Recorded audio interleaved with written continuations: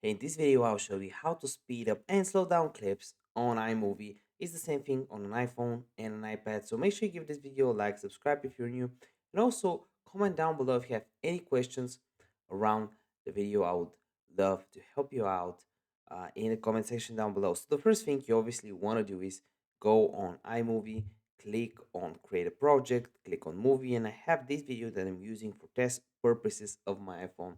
I'll click and use it. So how do you speed up and slow down clips? So first you want to select the clip until it's yellow, just like this. You want to use this kilometer, right, or miles dash right here, the speed dash. And if it's slower, if it's lower, it's going to be slower, right? And if you select it again and it's up 2x, it's actually faster. So if I play it, it's going to be a bit faster.